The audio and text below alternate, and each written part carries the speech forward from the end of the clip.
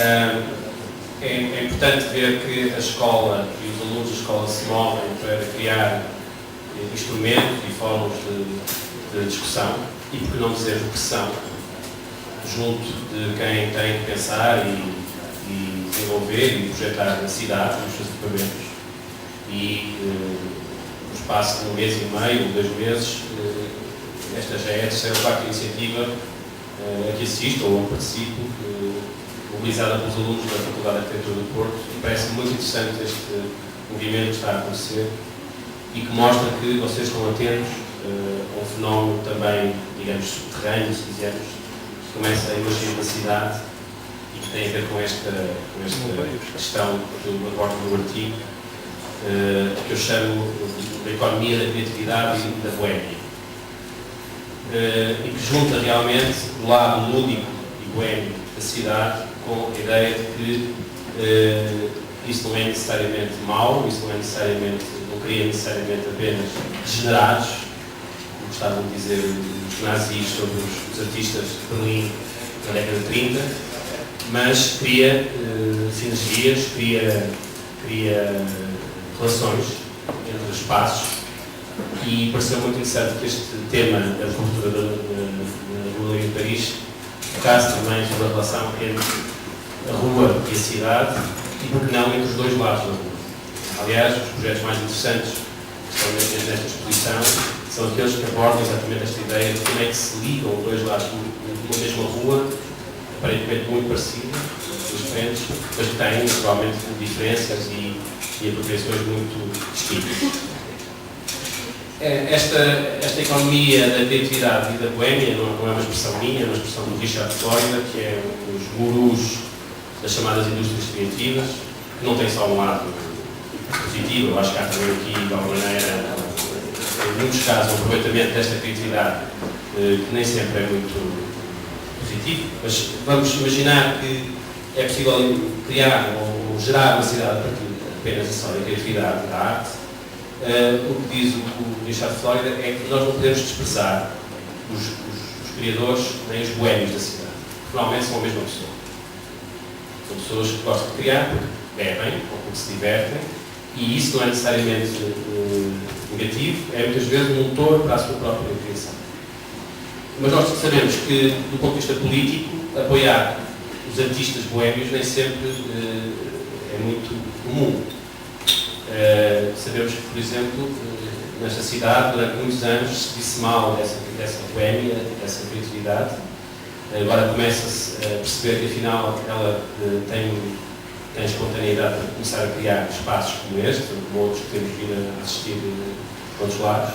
E, portanto, seria interessante que o discurso político começasse a não desconfiar da criatividade da boémia, mas começasse a aceitar essa criatividade, essa boémia como um motor económico da cidade, porque está a ser há muitos anos noutras cidades do mundo.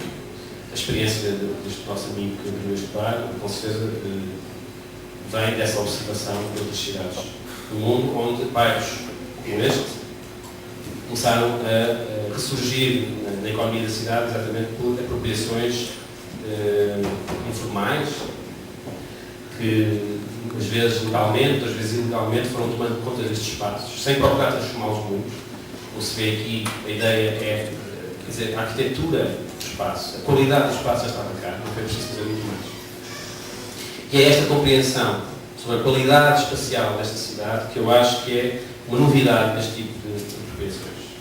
Ou seja, já não estamos aqui na visão tradicional do comércio que transforma completamente um espaço para dar uma estética parecida com qualquer loja de shopping center. Não, a ideia é perceber que há aqui nesta riqueza já em si uma criatividade muito grande que é anterior à sua apropriação e que não é preciso fazer muito para que ela ressurja na cidade. Portanto, é uma diferença substancial em relação ao que foram outras operações de transformação urbana na década de 80, por exemplo. E eu tenho vindo a defender que era possível partir desta lógica e, por que não, passar para o nível da habitação. Nós sabemos que as políticas de habitação nesta cidade estão neste momento entregues a uma sociedade de reabilitação que promove essencialmente a oferta, ou seja, está ligada, ou procurou atrair investidores imobiliários que estão a transformar quarteirões da cidade e, no fundo, construir apartamentos ou espaços de habitação, chave na mão, prontos para as pessoas poderem habitar.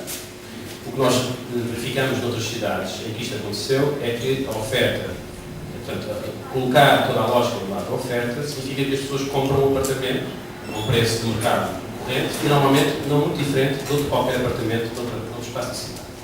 E o que eu digo é que, provavelmente, este tecido pode ser apropriado da mesma maneira como foram apropriados estes estabelecimentos. Ou seja, basta que, em vez de apenas associar a oferta, que se quer perceber quem é que quer viver para nós.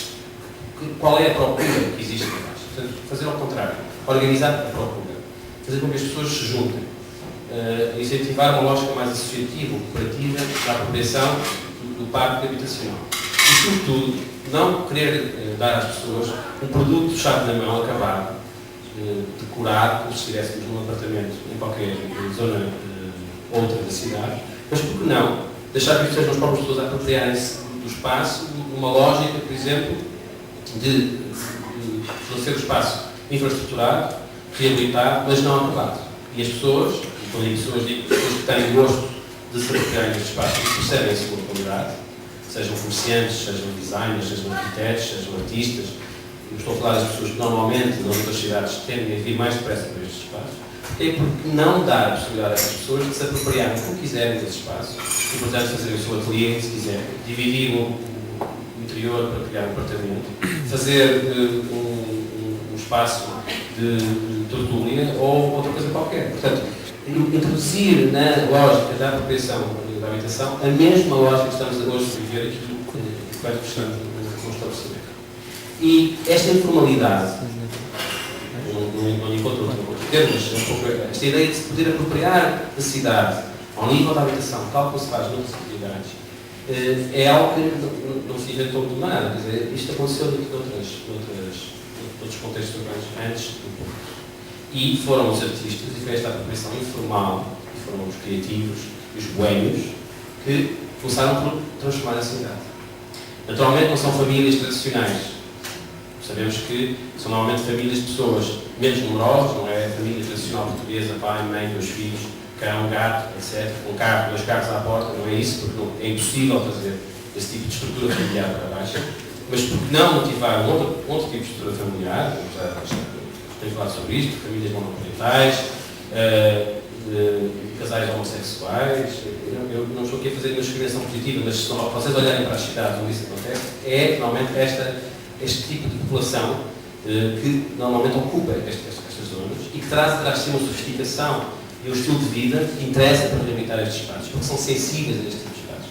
Falo também de designers, de arquitetos, falo de pessoas que estão mais aptas, porque estão a começar a sua vida, a apropriar estes espaços pequenos e sobretudo, introduzir a sua marca, que é aquilo que eu não vejo mesmo nestas políticas de reabilitação urbana que estão neste momento em curso. Portanto, eu tendo a valorizar um pouco este lado mais circunstancial, este lado em que se mistura cotidiano, vida e espaço, e a desconfiar muito dos projetos acabados, demasiado desenvolvidos, demasiado paternalistas em relação às pessoas que vão depois ocupá-los. E desse ponto de vista também, em relação a este concurso, eu tento gostar mais das propostas em que, por exemplo, a mão do arquiteto que faz uma estrutura para cobrir uma rua é menos visível e tendo a valorizar mais as propostas em que esse lado circunstancial, esse lado informal, de utilização de elementos precários, mas que de repente podem mudar completamente a visão de uma rua, aparecem nestas visões. Portanto, se calhar já me estendi muito, mas era pouco para defender o quê? A ideia de que provavelmente a Baixa só se renova através de iniciativas onde seja possível não só esta transdisciplinaridade entre arquitetos, artistas, designers e outras pessoas ligadas a esta economia da criatividade do governo, como também não procurar desenhar demasiado. Está cá tudo. Não é preciso desenhar muito. É preciso saber tirar partido desta situação, como diriam os situacionistas em Paris, de maio de 68.